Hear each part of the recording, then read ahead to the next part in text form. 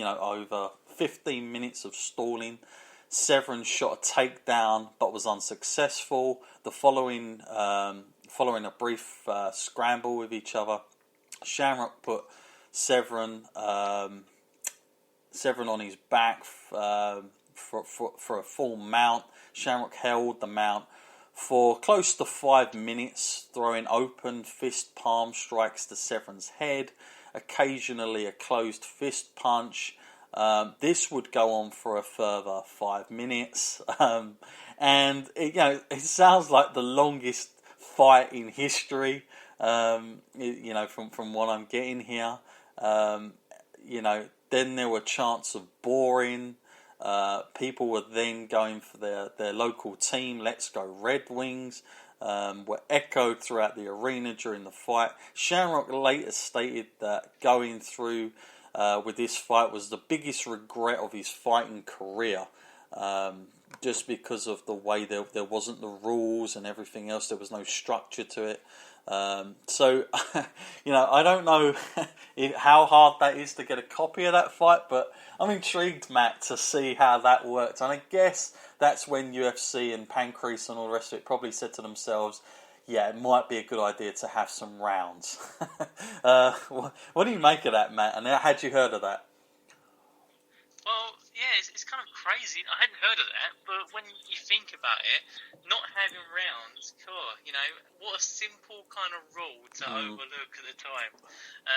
And there was stuff like back then, like boxing and everything like that had rounds and time limits to them. So you think, well, why wouldn't you? I mean, I'm assuming they just thought because these were fighters who were just going to go out there and just pound on each other that the matches would be quite short. But sure. I guess there is a lot of tactics going into it, so of course it could inevitably happen, but it does kind of surprise me that they didn't have that, because it's just like a fundamentally basic rule. Yeah, it seems like it was just anybody's game back then in a lot of ways, to where I'm looking at with it. But that was a definitely not a good time for Shamrock in that. But of course, I guess everything has to evolve, and that's how things come about. Sometimes you have to have that. And I think originally the idea was this is pure fighting. Rounds are not a thing, and the most purist of purists is not having rounds and all the rest of it. But then you get to that kind of scenario where no guy wants to engage the other. You got a bit of a problem for the audience, at least. It's not great viewing, is it? So that certainly does not help. Let's now move forward then. So Shamrock eventually had a falling out with Pancrase management in early 1996, and he left the company to compete in the UFC full time. Shamrock left Pancrase with a record of 17-3, which is a pretty decent record, because I think it's worth pointing out that back then Shamrock was getting put up. I mean, whoever you were getting put up against just about anybody, and it's not like today where you kind of get like a a huge dossier on your opponent, and you train for the opponent, and you've got all these trainers around you. Back then it was kind of the Wild West for MMA, and it's kind of amazing how UFC in general has got to where it's got, and I'm sure at some time on this podcast even that we may cover that in long form, but back then it was probably about Shamrock kind of doing it for himself and finding out all this information by himself. And I'm guessing at the most part, Matt, that if you was a fighter back then, you kind of just went in with what you were taught and your discipline, and it either worked or it didn't. I don't suppose there was too much tactical preparation back then in the sort of Ultimate Fighting Championship early days, from what I gather. The first time that the Wrestling Observer or anybody reports about the idea of Shamrock heading to WWF, which of course is what we're here for on this podcast, is it's kind of, there was let's read here. So in there was a whole thing thrown out here by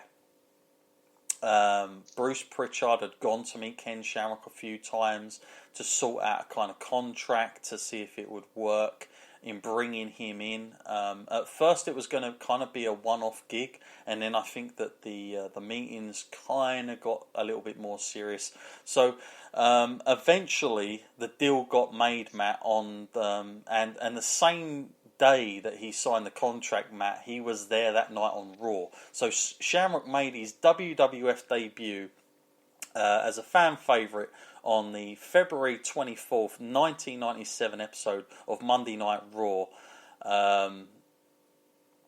And Shamrock, identified as Ken Shamrock, billed as the world's most dangerous man, of course a name given to him by ABC News, would referee the match between Bret Hart and Stone Cold Steve Austin at WrestleMania 13.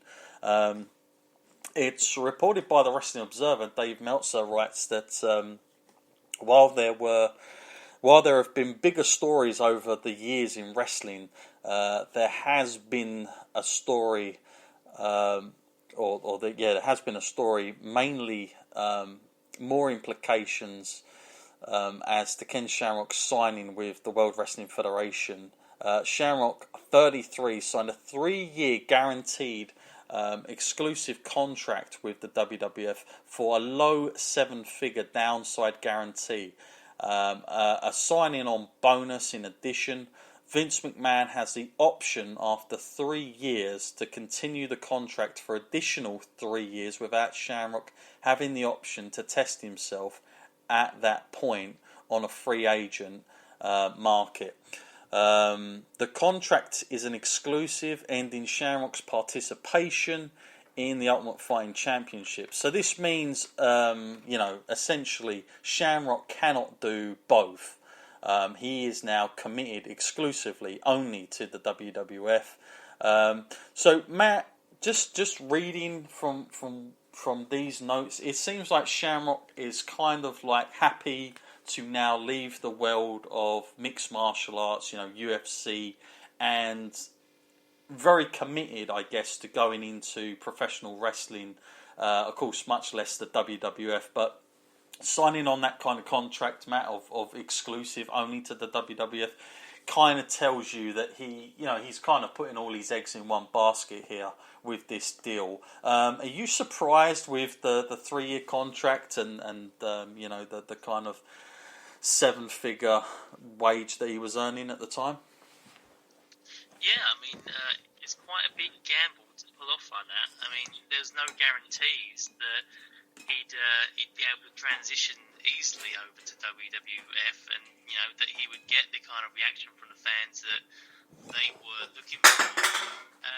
But I got to applaud the guy for actually making that kind of gamble, because it's like definitely, like you said, putting all your eggs in one basket. And I think it was one that paid off quite well, actually. I mean, I could definitely see what WWF were going for. They wanted a legit fighter who could actually bring in an audience of hardcore fans, from the UFC, who want to see the real kind of fighting that there is out there, and sort of get them interested into the WWF. But I'm not too sure, that UFC fans back then would have actually bought it that much once they saw what Ken Shamrock was doing in the UFC, and then saw the way that he was portrayed in the WWF. It kind of might not have been what they were looking for. But I'm definitely surprised that it was as long as it was, the contract. 3 years. I would have thought maybe 1 year, give it a trial, see how this was, because it was hugely experimental, I've got to imagine. Yeah, absolutely. Definitely. That was one of the first things I looked at when I was doing this research, and I was surprised at just how much control the WWF would have over Ken Shamrock, even to extend it. So yeah, that's where he was at. Just to go back now on the reports here, at the time, because it's worth pointing out that Shamrock at the time was also in negotiations in Japan. All Japan were trying to sign Ken Shamrock as well. they wanted him to do certain things. But in the end, the WWF were the ones that kind of won the bidding war. I think it was, it's reported here that he was going to have a big Tokyo Dome match against, hope I pronounce this right, hang on, let's try and get this right. Hashimoto, that's right, who was the current IWGP champion. So he was going to be kind of thrust in at the sort of deep end in Japan and probably earning probably I'll say on the one-off match, bigger money than he would here on a regular basis. But of course, over the big deal, he probably would earn good money, but there was no guarantee how high he would get on the card. So in Japan, it seems like they were going to take Ken Shamrock quite serious. I mean, literally, he's a legit thing, and you know what Japan are like with the legit guys. They kind of see it more as a sport. So I'm guessing that Shamrock would have been the kind of huge star. It wouldn't have mattered if he had the charisma or not. I think if it's Ken Shamrock, it's Ken Shamrock. They get you over. You don't really have to have all that other stuff with you. So Shamrock, let's see the report here. Shamrock debuted on Monday Night Raw later that evening after signing at the Manhattan Center, portrayed as a celebrity in the audience attending matches with his father and wife Tina. They showed him early on the show in the crowd. He was put over as a major star, then talking about him as a superstar from the controversial Ultimate Fighting Championship events. Called him the UFC champion and said he was called by the ABC television as the world's most dangerous human being. About 45 minutes into the show, he was interviewed by Jerry Lawler, who tried to claim that they were best friends and he had taught him everything he knew about submission holds, with Shamrock acting as if he didn't know who Lawler was. The segment really didn't work, it's reported. Later in the show, there was another interview done, this time by Todd Pettengill, our old friend now, mullet and all sometimes, asked about the two WrestleMania main event matches. At this point, Farouk came out and got in the face and made a discouraging remark about UFC. Shamrock did a wrestling promo back. For some reason, the camera wasn't on him as he made his comeback and said he'd take him on one-on-one if Vince McMahon would sign the match. The segment didn't come off as either good nor bad. Shamrock is going to have to get a mega push for WWF to justify the contract. So it's pretty well acknowledged he's either going to wind up as a major superstar in American wrestling or just a flop. So, Matt, the reporting at this time, I mean, at least from the Wrestling Observer's end and Figure 4 and Dave Meltzer, is that, they're kind of, everybody at the time is looking at this as kind of like, this is even going to be a huge, fantastic style if WWF get really behind it, or it's not going to be.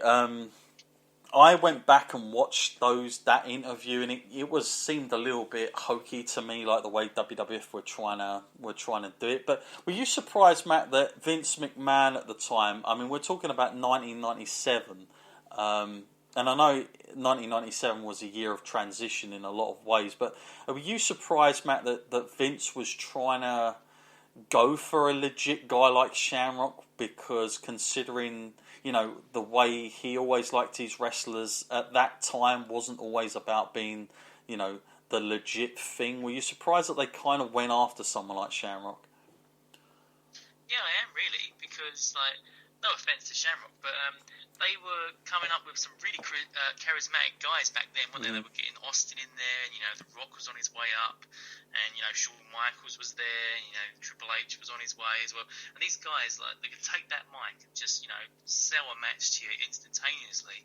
And although Shamrock is a legit fighter, and, and his skills within any sort of ring are very solid, I can't say that his mic skills would have rivaled them at the time. Mm-hmm. And when you're trying to sell matches, maybe that sells matches better than actually what's going to happen in the ring or what you expect to happen.